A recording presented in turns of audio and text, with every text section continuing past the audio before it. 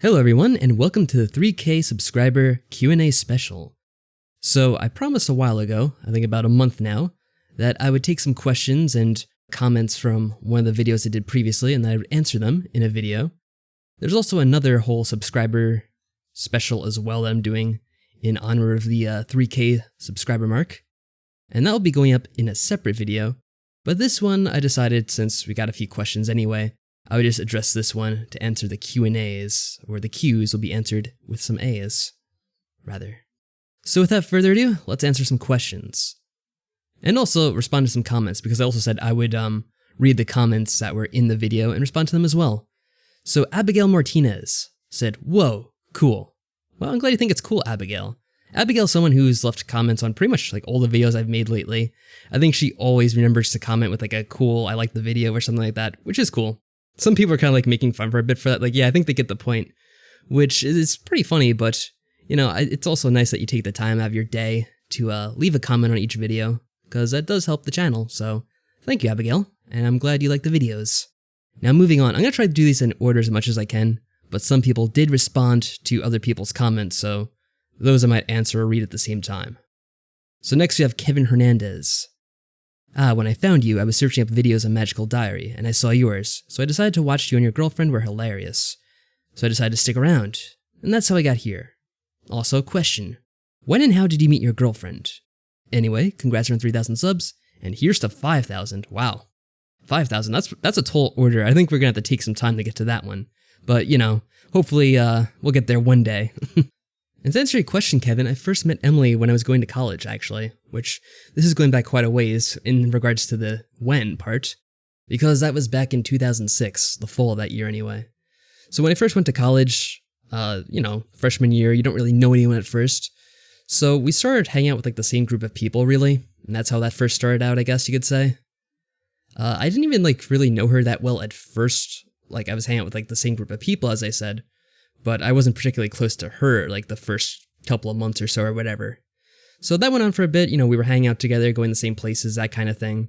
And eventually over time we got to know each other better, and we started hanging out more by ourselves as time went on. And eventually, yeah, we became boyfriend and girlfriend. And that officially started in April of 2007.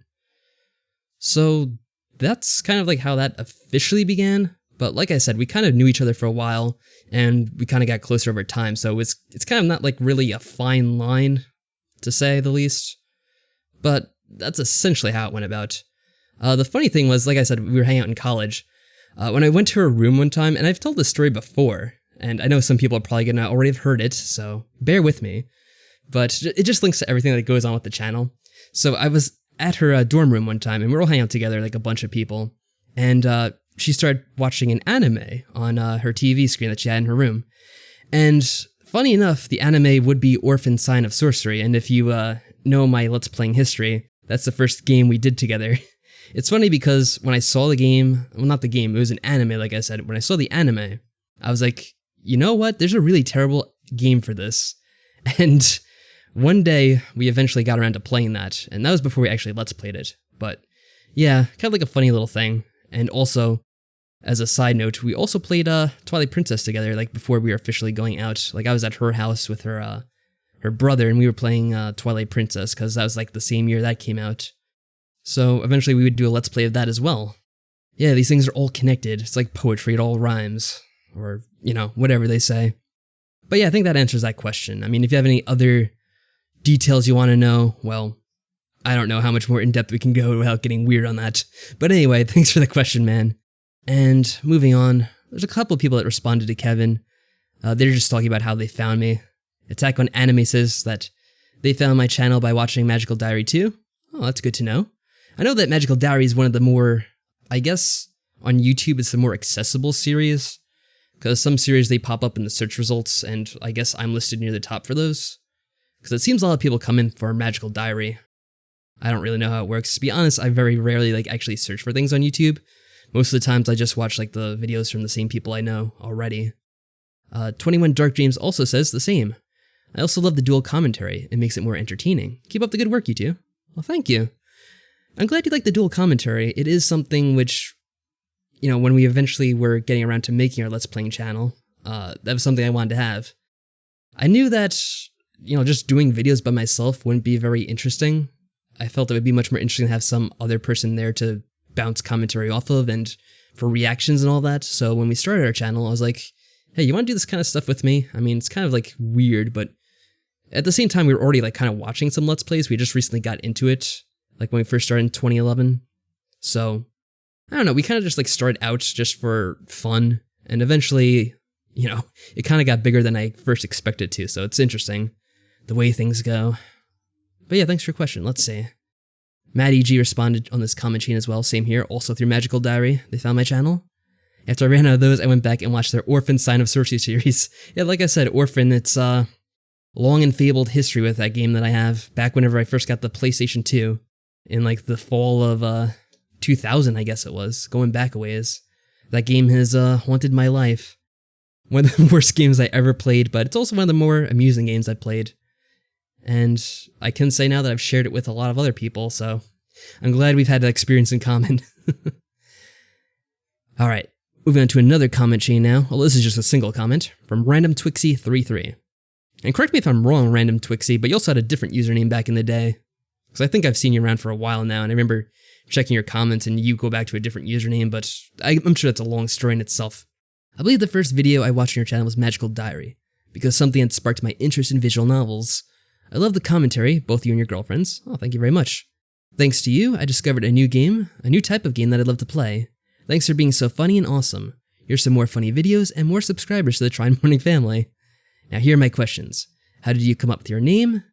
And also, why and when did you start playing visual novels? Well, those are both good questions. Unfortunately for the first question, I don't have like a very exciting answer. Tryinmorning is a name I came up with, like, probably before I even knew Emily. Like, I want to say it's probably back in high school. I don't know exactly when I first started using it, but I started using it, and essentially I just put together the words Tryin and Morning. There's like not really any deeper meaning behind it as far as I can remember. But then again, my memory is kind of sketchy. I don't always remember everything. All I know is that I've been using it for quite a while.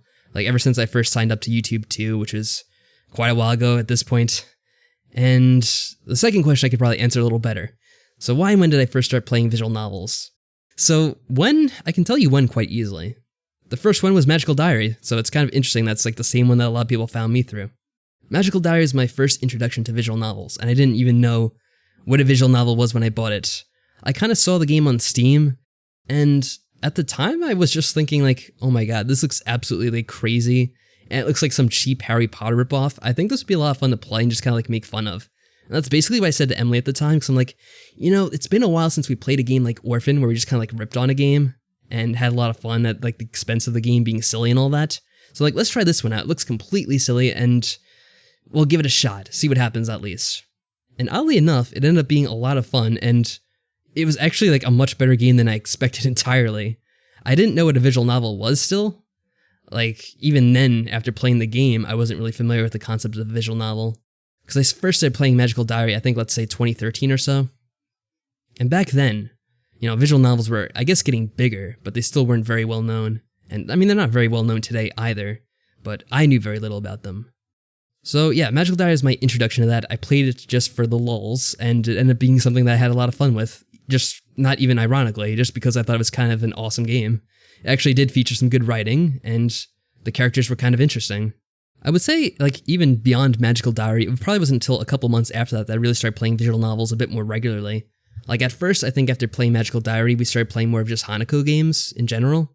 And then a couple of months after that, we kind of like ran out of Hanako games to play, and then we started moving on to other visual novels. And that blossomed into, doing stuff like the Jisei series, and from there we did Roommates and that kind of stuff. I'm sure I'm missing a whole bunch. But Cinders, what we play these days, Solitude, and like, all the way up to Danganronpa, which is much more well-known than the other visual novels, but it's also a bit more of like a hybrid game, I suppose, in a way. Like, not a pure visual novel, although that's kind of a silly concept to begin with, I guess. Getting picky about your visual novel genres or whatever. But yeah, I hope that answers your question, for the most part. I knew the first one didn't have too good of an answer, but, the second one I answered as best as I could. And also, thanks again for the question, and your long viewership, because you were back in the early days of Magical Diary. I think you were maybe first watching that when it was first coming out too. I could be wrong about that, but you've been here for like a number of years, I think, at this point. Okay, let's move on. So okay. This person's name I'm not going to be able to pronounce. It's Maiu, like Maiu, I want to say. A little heart at the end of it. That's cute. So I apologize if I butchered your name, but I will read your question and answer it. Are you going to play Danganronpa's sequel after you finish the game? Well, I can answer that right now. Yeah, we're definitely going to play that. I already bought the game on Steam because it was on sale a few days ago, and I think it's something we're probably going to play like immediately after we finish the first one. I think I like Danganronpa 2 more than the first game. Well, I heard that from a few people, so I hope that is the case. There's definitely a lot about the first Danganronpa game that we're playing so far that I like, but there also were a few parts where I felt the game was maybe a bit rough around the edges. Like the first trial I had problems with, although some people kind of said, well, you know, it's more of like a tutorial trial anyway, just to get you into the feel of things, and you know, that kind of makes sense from that perspective. But I feel as the game has went on, the trials have gotten better and better, and maybe when we get to the second game, it'll prove even more from there. And to read the rest of this person's comment, let me continue on now. I found this channel almost a year and a half ago. Wow, time flies. Yeah, no kidding. And the first video I watched was the first part of the Royal Trap gameplay. I liked it a lot, so I started following the channel. It's now one of my favorite channels. The series I liked the most were the Royal Trap, The Vanishing of Ethan Carter, Magical Diary, and of course the eternal game Dandelion. Well, you're certainly right about that last one. It was an eternal game. Not necessarily in a good way. So yeah, let me just comment on a few things you said. I find it interesting that you actually watched The Vanishing of Ethan Carter. Not a lot of people watch that series, although it was a very interesting game. It's kind of weird because at that time I was kind of like splitting the channel to feature more of just visual novels on this channel, and I think that was like one of the last non-visual novel games that I played. I'm trying to think when I did that. It was like 2015, maybe 2014, I don't remember. It's a while ago now. But it was a very interesting game, and I kind of want to do more of those types of games, but I do have a different channel for that now. I do that mostly on Try Plays, which I have to update because I haven't updated in a while. Still have to upload the final parts of Undertale, and hopefully that'll be out soon. But yeah, the Royal Trap, fun game. Magical Diary, also a fun game. And Dandelion, I have to say, that's the odd one of the bunch. I cannot say that I enjoyed that experience very much. Although it seems like a lot of people enjoy that one. You know, just watching our reactions to it and how I slowly went mentally insane while playing that game. I feel like I'm much healthier now that I'm not playing it. Okay, anyway, let's continue with the responses to this person's comment. Rand Tuxie responded he's going to play the sequel. I asked him in an earlier one, and it looks like it. Yeah, I definitely will try to. And Sprightly Pianist said, that's awesome. I also feel like it's better than the first one. Yeah, like I said, I saw a few people had mentioned that the game is supposed to be better. The sequel, that is. Moving on to the next question. Attack on Anime asked, how did you make your YouTube pick? If you're referring to the avatar that I have on my channel, that was actually not made by me, because I don't have a shred of artistic talent.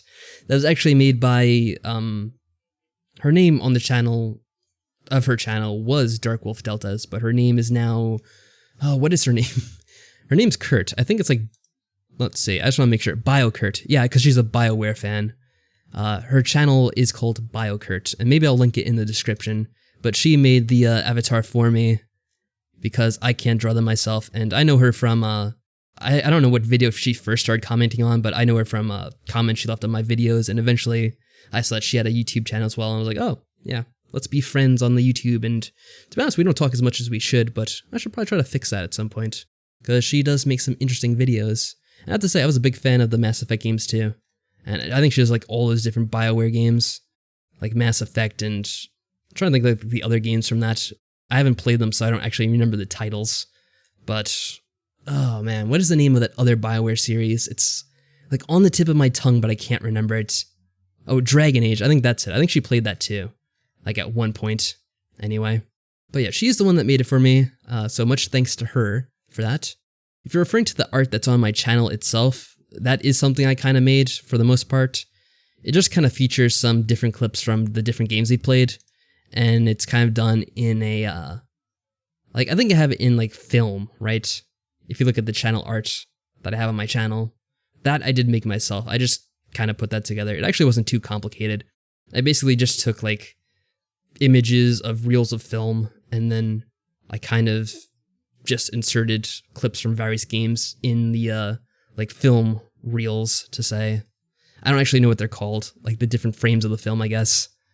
And that's kind of how I made that, if you're wondering about how I made that. Because I'm not exactly sure which one you're referring to. Okay, let me get back onto the comments. Cand581 asked and said, "Congrats on the 3,000 subscribers. I think the first video I stumbled on might have been Date Warp or The Royal Trap.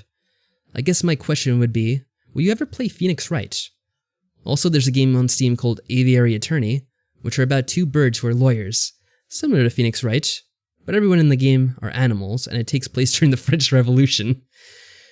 Well, the Phoenix Wright series is something I've always kind of wanted to play, except I don't really play the 3DS too much. Or not the 3DS, I think it's originally for the regular DS, Nintendo DS, but I don't know.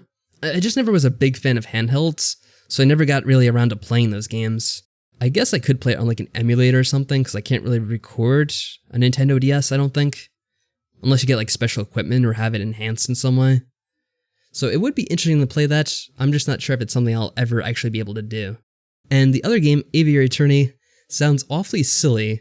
I'm not sure, I don't really play a lot of games like that, which are kind of more about silly humor than anything else. Like, I like humor in games, but if it's just purely this kind of like silly hijinks about birds who are lawyers and it's the French Revolution, like just because it's about a bird, it kind of reminds me of that one other game which people always wanted me to play. I forget what it's called now, but it was another game that was about like birds going to school. And I'm like, yeah, I kind of see, like, I know that's supposed to be humorous and it's all like a joke. I just don't have an interest in playing that kind of thing. Like, if something has humor in it, I don't know, I guess I like it to be a bit more subtle than that, if that makes any sense. So I don't know, I mean, I could like research it more to see if like, maybe that actually is something that would be my taste, because right now, I'm not judging it on anything other than, you know, the description you gave me, because I don't actually know too much about it. You know, maybe one day I'll actually bother to look it up, and I can give you a better answer in that part. But yeah, Phoenix Wright, maybe, if I can ever actually find a way to record that. I mean, it's not too difficult. I could record it from an emulator. I don't know, even recording an emulator is kind of weird. Like, doing a regular one is fine. Like, I've done emulator playthroughs before. Like, if you go back and look at Orphan or Resident Evil, I think I did those on emulators. But doing one for a Nintendo DS is kind of weird, because I'm not sure how that works, actually. And the reason for that is because it has, like, two screens. Although, saying that, I think I might have done that for Chrono Trigger. Because with Chrono Trigger, it's, I think I might play the DS version. We never really got too far in that game. I think we only did, like, 3 or 4 parts of that game, so I'm not too sure. But I could probably bother to look it up and see how I did that again, if that is how, in fact, I did do that. But yeah, thanks for the question, and the congrats. But moving on, Whitepriestess said, "Congrats on the 3,000 subscribers. I think I started following your channel when I watched the old vids of Magical Diary. I can't wait for more Danganronpa vids. I'm currently catching up on the ones you uploaded, and I'm looking forward to playing it myself when I have a chance to." Yeah, I mean, I should say that these questions were from like 3 or 4 weeks ago at this point, so I'm sure you probably caught up by now, but it is a very interesting series, and I'm glad you're enjoying it.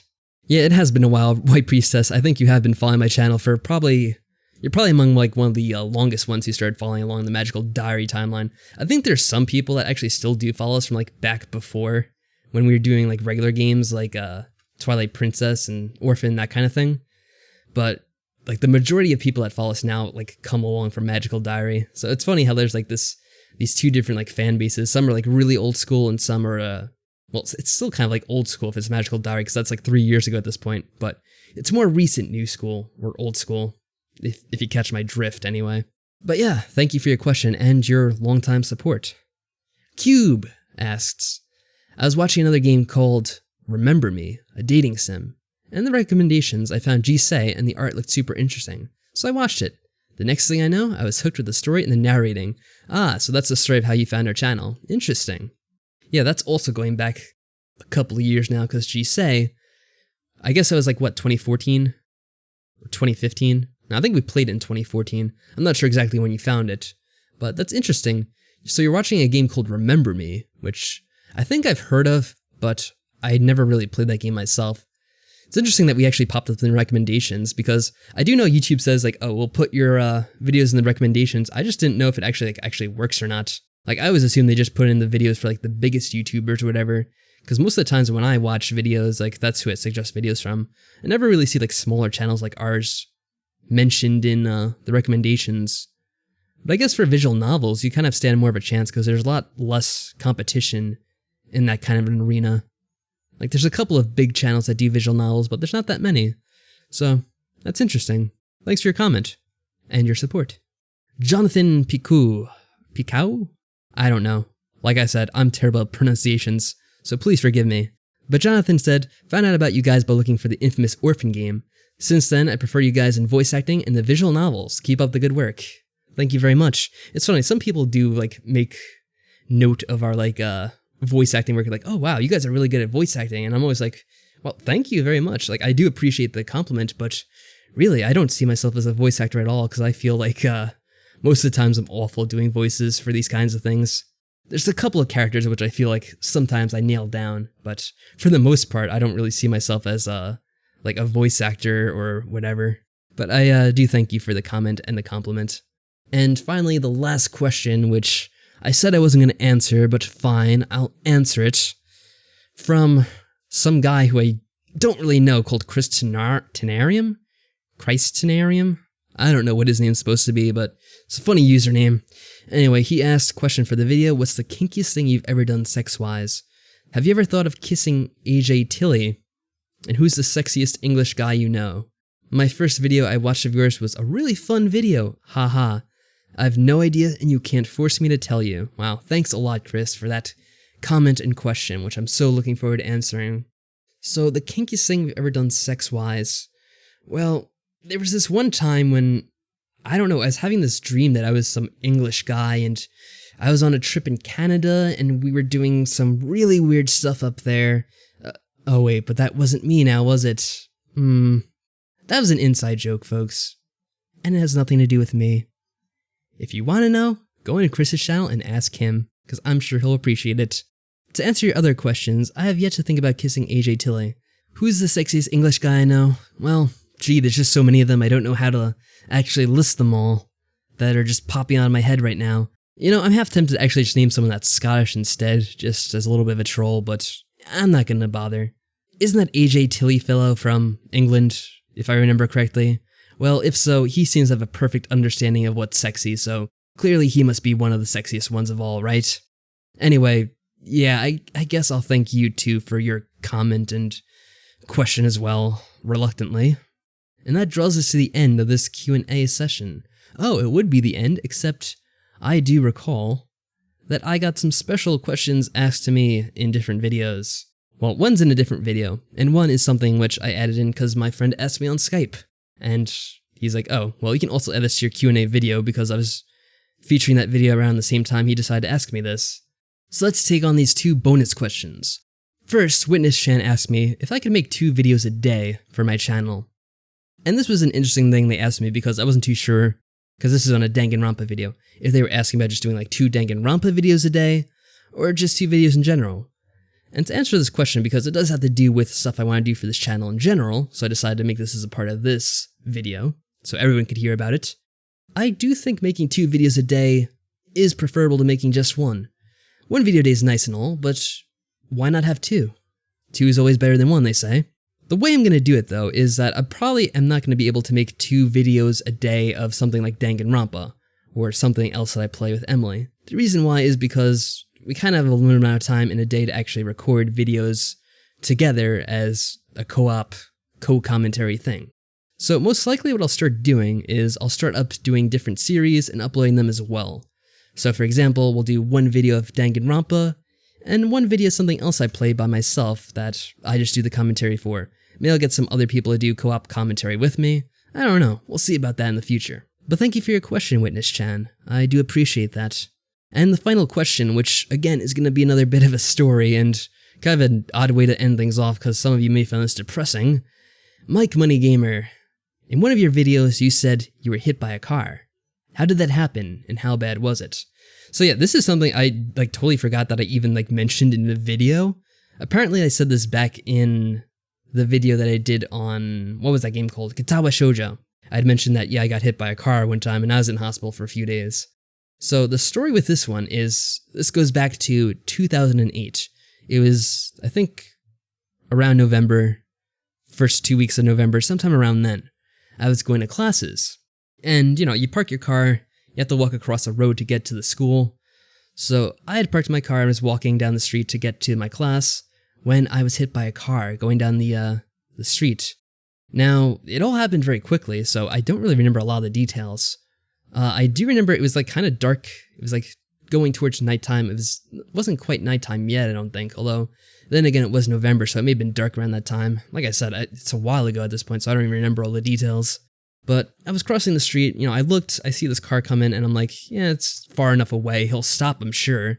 So I was like crossing the street, I felt like I was halfway through. Like, this is where it gets really weird, and I guess I'll go on a bit of a story here.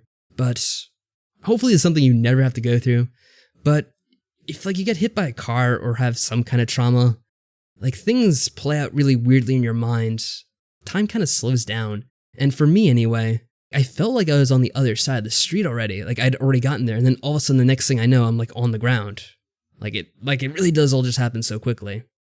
I guess part of it's like you get hit on the head, you don't really remember exactly what happened, and it was really weird. I guess that's the best way I could put it. It's a really weird experience which you hopefully don't have to go through ever. I was kind of fortunate actually in a way, because I got hit by the car. It actually just, hit me in the side as I was walking, because I was walking, perpendicular to the road. I got, knocked back a bit. I hit the pavement, and I guess I hit my head too. So I wasn't really too aware of what was going on around me at the time. So eventually, I was taken to the hospital. It's weird. It's not like I really am traumatized by the event at all. It's just like hard to like put into words the way I was feeling at the time. Like when I first got hit, it was just, you don't know what happened. All of a sudden I'm on the ground like, oh, like what happened? Like I didn't know I was hit by a car. I mean, even though it seems like it should be obvious, I just wasn't aware of it. So like I first tried to get up and, I got like halfway up, and then all of a sudden, I tried to put some pressure on, like, I don't even know if I got standing up, but I was just like sitting up, and I think all of a sudden I just like went back down immediately. Like it turns out that I broke my hip. I like torn some muscles in my knee, and that's all that I was aware of that happened at the time. So whatever. I get hit. Luckily, it was at the school, so there's some people around. So I had someone that was like around talking to me and like keeping me lucid or whatever. And there's someone that called, an ambulance, and someone else, like, I guess they found my phone and they called my parents. And, I was just like waiting for a while on the ground. Eventually, time goes by, the ambulance comes, and, I get taken into it and they drive me to the hospital. And, as, I was talking to like the person who was, trying to keep me lucid while I was on the ground. I was just, not really aware of like the condition of my body, because I knew I got hit, and by the time I was talking to this person, I was starting to become aware of what was happening. Like I knew I got hit by a car, and I knew that something obviously was damaged or wrong, because I couldn't stand up. Because like I said, I tried to stand up and then I went down almost immediately. So I'm like I don't know, I broke some bones. Like I know I'm not like paralyzed, because I could like move my legs, except it was just painful. So that was good at least. Like I wasn't worried about that. But yeah, like you don't know, like, how bad are you injured? Like, because I couldn't see my like legs. I'm like, I don't know what the actual condition of that stuff is. So, I get on the ambulance and I'm kind of feeling better, because like I'm more lucid and more aware of like what was going on. So I was like kind of even like joking around like the people in the hospital, not in the hospital, in the ambulance. I'm like, yeah, I think I'm fine for the most part. Like I think, I hurt my leg, but I'm going to be A-okay. Everything's going to be fine. And, I was kind of like in a good mood, because I'm like, it could have went a lot worse, obviously. It could have went much, much worse. So they got me to the hospital. I was waiting in the emergency room section, I guess, because that's where they first put you. And, just in one of the beds there, and there's a whole bunch of people around you. Eventually my family got there, and the doctors were there. They said, we want to run some tests to see how you're doing and everything, give you some x-rays, some scans, all that stuff. So they do that kind of stuff. I'm, just waiting for the results of that stuff, and people are like, oh wow, yeah, like you're very lucky, like you made it out okay, like you seem to be absolutely fine, everything's good, you'll probably get out of here tonight even. Like, well, I'm gonna get out of here tonight. I'm like, and I was kind of like, oh well, like it's reassuring that you're in good condition, that you're gonna get out there tonight. But I was like, oh, but like how the hell am I gonna walk? Like I feel absolutely horrible, like with my leg and all, like I can't really move that around. I was just gonna hurt like hell. And so whatever, we're just waiting on that, and like they're doing more scans and that kind of stuff.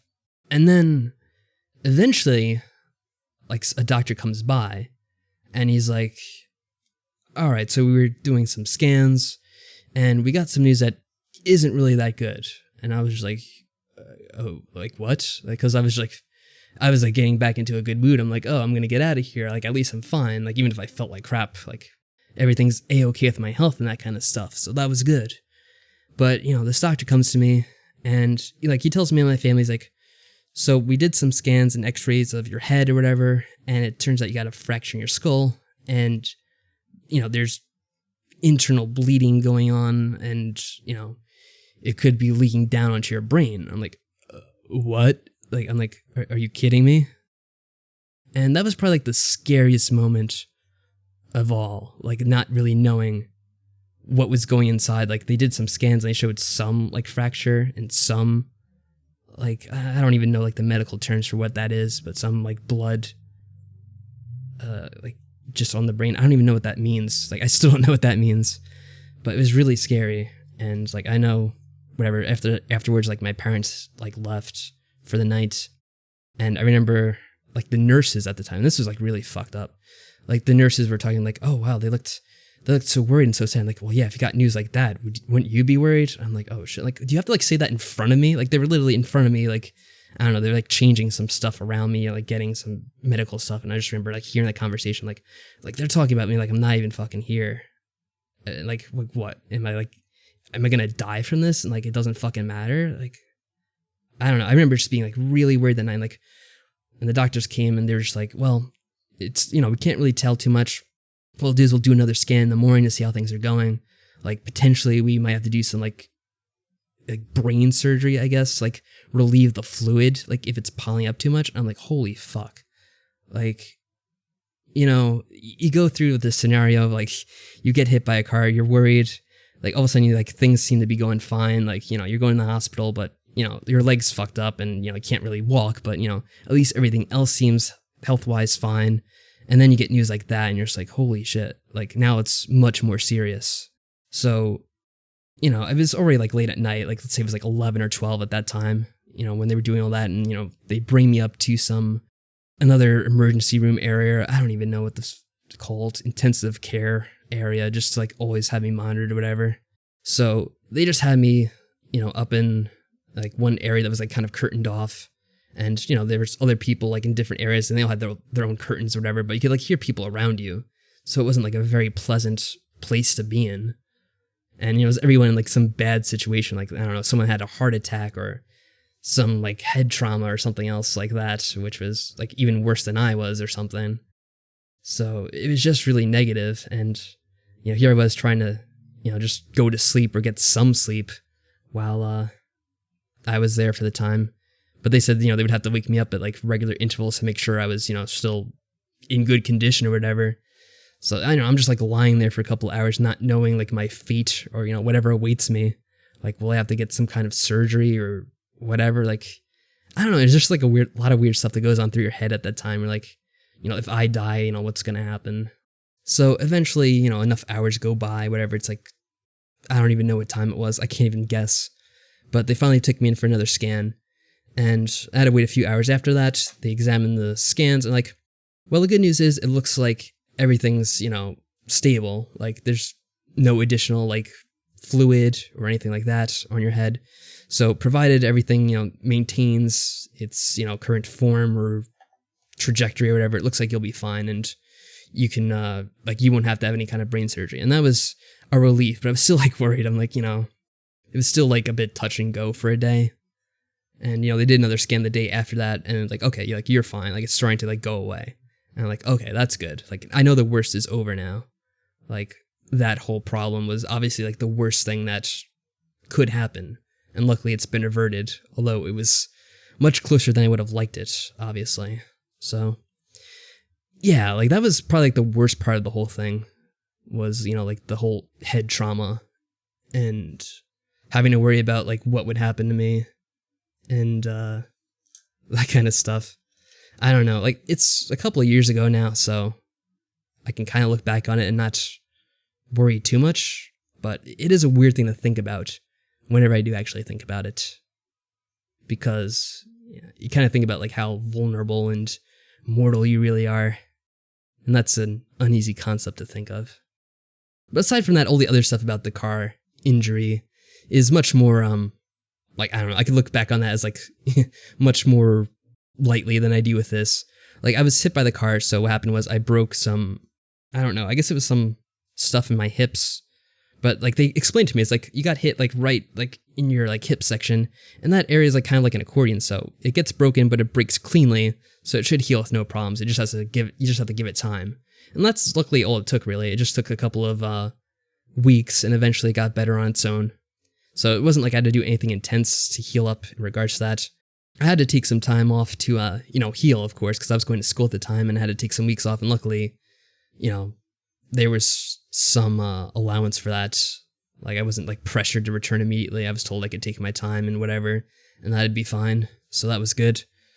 And I think pretty much by January of the next year, like everything was pretty much back to normal. So yeah, it took a couple of months, but it was something I bounced back from. And the good thing was that afterwards, I didn't really have any, like long-term problems. Like, I don't have like pain in my hips or legs or anything like that. Like, everything's pretty much normal. The only like one side effect that there kind of is I kind of have like a bad memory, and I don't know if like it's a result of that, but I feel like it's kind of part of it. I mean, it would make sense because there was head trauma involved, so that could come into play with things. But some things I just like have a bad habit of forgetting, and some things I just don't remember as well as I should. It's kind of weird. It's not like some like stereotypical amnesia or anything like that. But yeah, just some things I don't remember, some things I do. But it's funny because it's just some things I'll remember really well, and other things I won't remember at all. Like, mostly like, it's not like I forget people or names or that kind of thing for the most part. I mean, I might forget like names of like someone online or something that I know, but I don't think that's really like a huge issue. But yeah, just like little things like, oh, I said this, like, oh, did I say that? And like, I don't know if I said that or not. It's like, maybe I said that, maybe I didn't. So it's weird. I just might also have a bad memory in general, and that's just a part of things, but who knows? Yeah, that's about all I can say about that. I mean, I'm sure there's other stories I could tell about, like going to school and everything. There is like some funny stories with that, but I don't know. I think that's about all I could say about that kind of thing for now. So I hope that gives you some idea of what happened. I don't know if it's particularly interesting or whatever, but I guess it is what it is. So yeah, that's the question we leave off this Q&A with. Kind of a weird way to end it, but it's an interesting story, I guess, for some people, maybe. It's interesting to think back on and reflect on, I suppose. But anyway, guys, that wraps up the Q&A. I hope you guys had your questions answered and you were satisfied with whatever you heard. It's probably something I'll do more often in the future. So if you guys watched this and you didn't have a chance to ask any questions, I don't know, I might do further questions and answers or discussions on various topics in the future. So if you have any suggestions on that type of thing, leave it in the comments. Just in general, I mean, it doesn't really matter if it's something that I do now or a couple weeks later. But it is something I've kind of been looking forward to doing more often, and I probably will soon enough. But anyway, this has gone on long enough, and I think I'm going to wrap things up. There are other things I'm going to talk about, but I'll probably set that for another video now, since this kind of went on longer than I expected. So thanks a lot, everyone. I'm glad that you've all enjoyed our videos and found our channel through awesome Let's Plays. Yeah, just thanks for being around. Take care, everyone.